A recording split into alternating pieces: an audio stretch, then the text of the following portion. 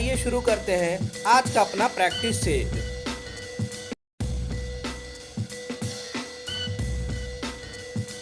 Question में कह रहा है कि कोई कार है जो किसी बस से 200 मीटर पीछे है, दोनों अभी स्टेशनरी है, दोनों एक साथ स्टार्ट होता है। कार का एक्सीलरेशन है 4 मीटर पर सेकंड स्क्वायर और बस का 2 मीटर पर सेकंड स्क्वायर। तो पूछ रहा है कि कितने देर के बाद कार बस को कैच कर लेगा। तो यहां पर देखते हैं, इनिशियल में इसका वेलोसिटी 0 और इसका भी वेलोसिटी 0 है। अगर इनिशियल वेलोसिटी दोनों का 0 है क्योंकि दोनों रेस्ट में है, तो u रिलेटिव हो गया हमारा 0। रिलेटिव वेलोसिटी इनिशियल में 0 है। ए रिलेटिव क्या हो जाएगा? ए रिलेटिव हो जाएगा a1 माइनस a2। a1 ज्यादा है, a2 कम है इस डायरेक्शन में, तो ये हमारा हो जाएगा 4 minus 2 equal to 2 metre per second square. अब हम सिंपल फॉर्मूला लगाते हैं, s equal to u t plus half a t square. यहां पर हम u रिलेटिव ले लेंगे और a रिलेटिव ले लेंगे और s भी रिलेटिव ले लेंगे। तो दोनों के बीच में रिलेटिव डिस्टेंस है 200, हमने ले लिया। ये टर्म 0 है प्लस हाफ a2 और ये t जो निकालना है, ये 2 कैंसिल हो गया, तो टी स्क्वायर इक्वल टू 200 यानी t equal to root under 200, इसको लिख सकते हैं 10√2 सेकेंड।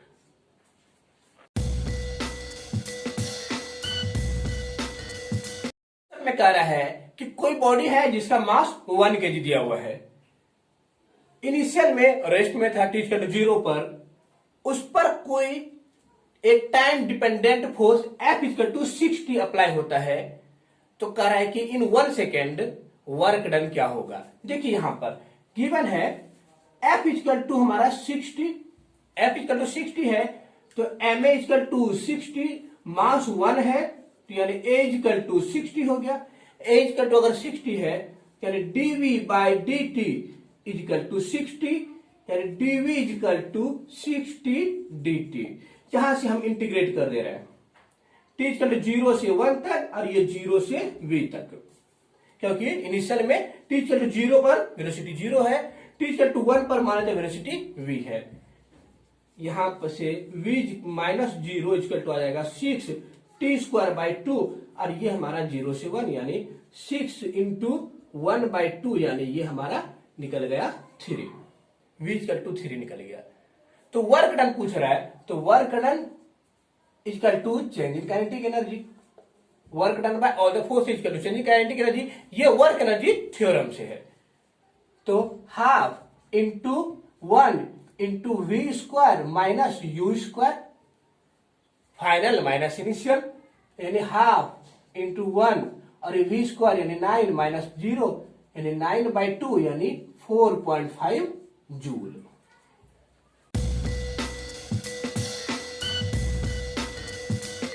डॉपलर इफेक्ट का बहुत ही अच्छा क्वेश्चन है। इसमें कह रहा है कि दो इंजन है जो अपोजिट डायरेक्शन में मूव कर रहा है, इस तरह से दोनों का स्पीड दिया हुआ है 30 metre per second, speed of sound दिया हुआ है 330 मीटर पर सेकेंड। एक इंजन साउंड इमिट करता है जिसका फ्रीक्वेंसी है 540 हर्ट्ज। तो यहां पर जो बैठा हुआ पैसेंजर है या ड्राइवर है वो कितना रिसीव करेगा, उसका N2 क्या होगा या N' क्या होगा।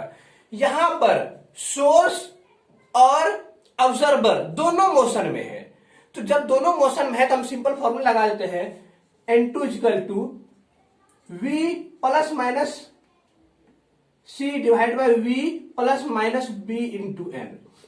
अब यहां पर प्लस कब लेंगे माइनस कब लेंगे, जब सोर्स मोशन में है तब हम V प्लस माइनस B लेते हैं, जब ऑब्जर्वर मोशन में है तब v प्लस माइनस सी लेते हैं। अब देखिए v हमारा हो गया 330, यहां पर ये हमारा जो c है ये ऑब्जर्वर के लिए है, ऑब्जर्वर के मोशन के लिए। ऑब्जर्वर मोशन कर रहा है टुवर्ड्स द सोर्स, सोर्स की ओर, तो यहां पर प्लस लेंगे, तो ये हमारा हो गया 30 डिवाइड बाय 330 और यहां पर सोर्स मूव कर रहा है ऑब्जर्वर की ओर, तो यहां पर माइनस लेंगे। ये चीज हमेशा याद रखिए कि वैल्यू को जब अगर दोनों सोर्स या ऑब्जर्वर अगर टुवर्ड्स मूव करेगा तो वैल्यू को मेनली बढ़ाना रहता है। यहां पर अगर माइनस लेंगे तब हमारा वैल्यू बढ़ेगा। तो ये हमारा हो गया 30 इंटू 540। इसको कैलकुलेट करेंगे तो ये हमारा हो गया 360 डिवाइड बाय 300 इंटू 540। इसको देते हैं कट करके, ये हमारा जीरो कैंसिल, ये जीरो कैंसिल, ये जीरो कैंसिल, यहां से 360 डिवाइड बाय 3 इंटू 54। अब ये 3 से, सॉरी ये जीरो नहीं होगा, 3 से ये हमारा 12 बार में, तो यानी यहां से निकल गया 12 इंटू 54। ये हमारा हर्ट्ज, इसको कैलकुलेट करेंगे आंसर आ जाएगा।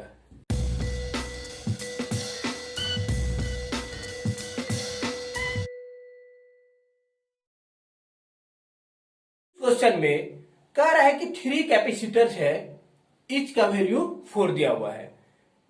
तीनों को किस तरह से अरेंज करेंगे कि रिजल्टेंट यानी इक्विवेलेंट वैल्यू 6 माइक्रोफैरड आ जाए।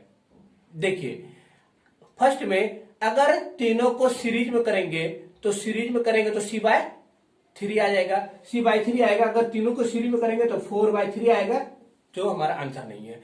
तीनों को अगर पैरेलल में करेंगे तो 3C होगा, यानी 12 आ जाएगा, वो भी नहीं होगा, यानी 12 भी वो भी नहीं होगा।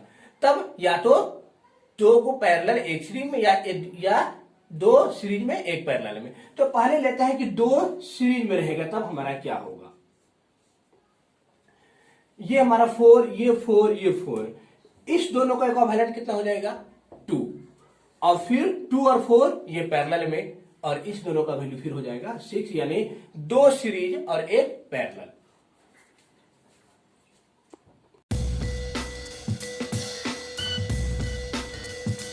क्वेश्चन में कह रहा है कि कोई क्यूब है जो 0 डिग्री सेंटीग्रेड पर है, 0 डिग्री सेंटीग्रेड पर है। कह रहा है कि उस पर इक्वली प्रेशर हम अप्लाई कर रहे हैं। अगर सब डायरेक्शन पे अगर इक्वली प्रेशर अप्लाई करेंगे तो उसका वॉल्यूम डिक्रीज करेगा। तो फिर उसको हीट कर रहे हैं, उसका coefficient of linear expansion alpha दिया हुआ है, तो गामा इक्वल टू 3 अल्फा होता है, ये हम लोगों को पता है।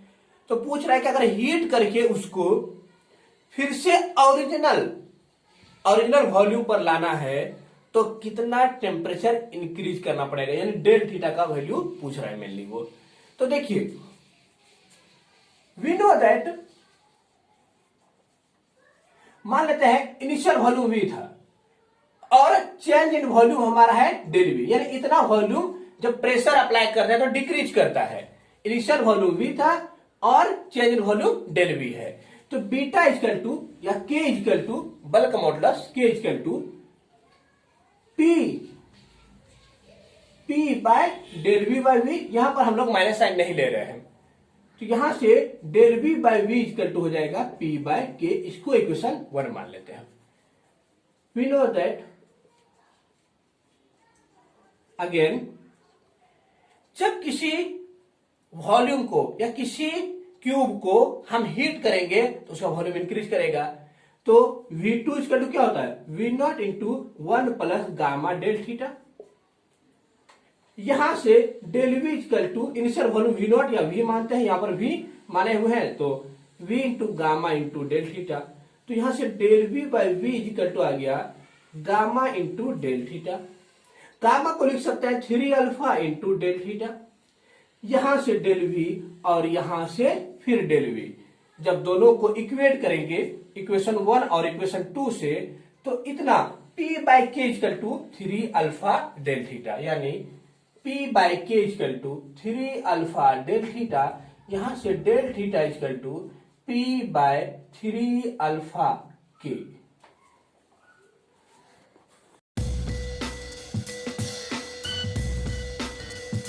क्वेश्चन में कह रहा है कि कोई करंट कैरिंग वायर है, कोई निगेटिव चार्ज मूव कर रहा है सच दैट कि फोर्स का डायरेक्शन करंट के डायरेक्शन में है।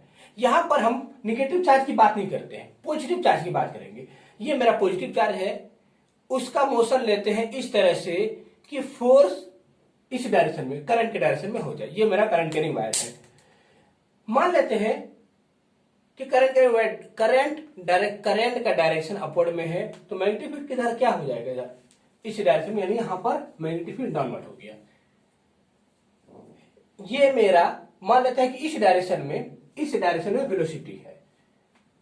वेलोसिटी के डायरेक्शन में हम फिंगर्स को रखेंगे और मैग्नेटिक फील्ड की ओर इसको कर्ल करेंगे ताकि इसका डायरेक्शन अपवर्ड आए। ये मेरा कुछ इस तरह से अपवर्ड आ रहा है, यानी पॉजिटिव चार्ज का डायरेक्शन इस डायरेक्शन में होना चाहिए। अगर पॉजिटिव चार्ज का डायरेक्शन इधर होनी चाहिए, यानी निगेटिव का डायरेक्शन इधर होनी चाहिए, यानी टुवर्ड्स द वायर।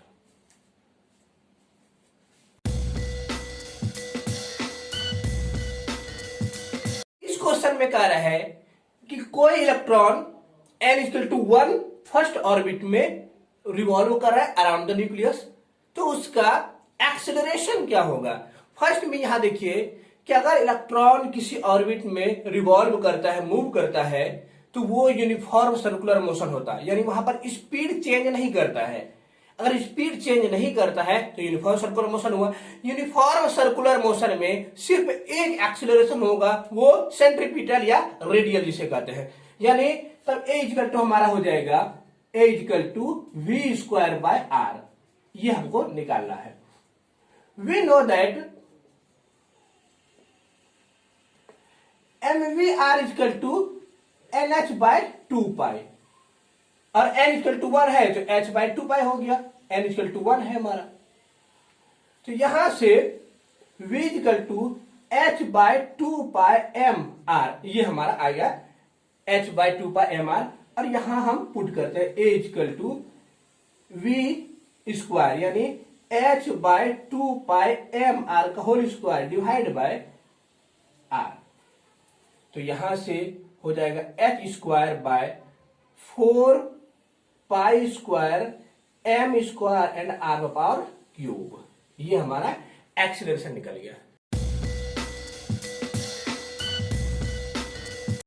क्वेश्चन में कह रहा है कोई वायर है जिसका रेडियस स्मॉल r है, रेसिस्टेंस 100 ओम है। इसको रिकास्ट करते हैं। याद रखिए जब भी रिकास्टिंग करेंगे वॉल्यूम कांस्टेंट रहेगा। रिकास्ट करके रेडियस r/2 कर देते हैं, तो न्यू रेसिस्टेंस क्या होगा देखिए इसमें। वी नो दैट r हमारा होता है ρl/a, ऊपर नीचे a से मल्टीप्लाई कर दिए, तो क्या ये ρv/a² हो गया। रो कांस्टेंट, वॉल्यूम कांस्टेंट, यानी r inversely proportional to a² हुआ, यानी r2/r1 a1/a2 का होल स्क्वायर। a1 को लिख सकते हैं πr1², a2 को πr2 का स्क्वायर का होल स्क्वायर। यहां से पाई कैंसिल, यहां से हमारा हो जाएगा r1/r2⁴। r1 r दिया हुआ है, r2 r/2 दिया हुआ है, उसका होल 4, r कैंसिल हो जाएगा, तो ये हमारा हो जाएगा 2⁴ यानी 16। तो r2=16r1 यानी 1600 ओम।